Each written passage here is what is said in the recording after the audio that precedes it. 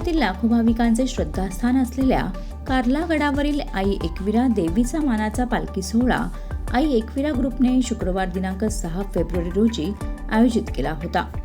आई माऊलीचा उदो उदो, आई आयलोच्या नामघोषांनी अवघी पालखी मिरवणूक दुमदुमून गेली होती. पालखी सोहळ्यात खालापूर गाव, आदिवासी बांधव, महिला, तरुण तरुणी हजारोंच्या संख्येने सहभागी झाले होते. अतिशय आनंदी, उत्साही आणि चैतन्यपूर्ण वातावरणात पालखी निघाली आहे. पालखी सोहळ्यात खालापूर गावातील लोक सहभागी होतात, त्यामुळे एक आनंदाचे वातावरण गावात निर्माण होत असतं.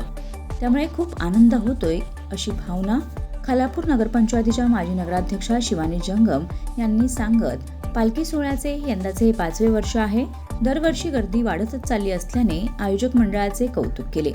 आई एकविरा ग्रुपचे संस्थापक नागेश मेढेकर यांनी मागील वर्षापासून एकविरा आई पालखी सोहळा सुरू केला आहे अशी माहिती दिली.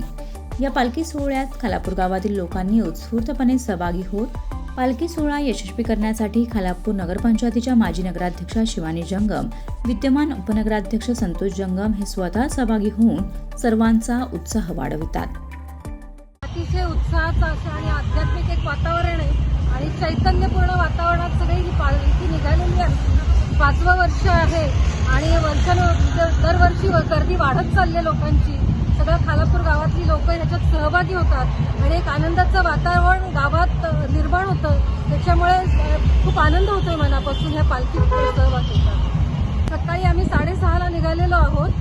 फाट्यावर आम्हाला चहा आणि नाश्त्याचं हिरा शेठ त्यांनी सोय केली होती. आता आम्ही इथे वरती सायमाळच्या इथे परत एकदा नाश्त्याला थांबणार आहोत. इथनं दुपारी पुलाखाली खंडाळ्याच्या इथे जेवण असणार आहे आणि रात्री आम्ही सारण्याला जेवण केलं.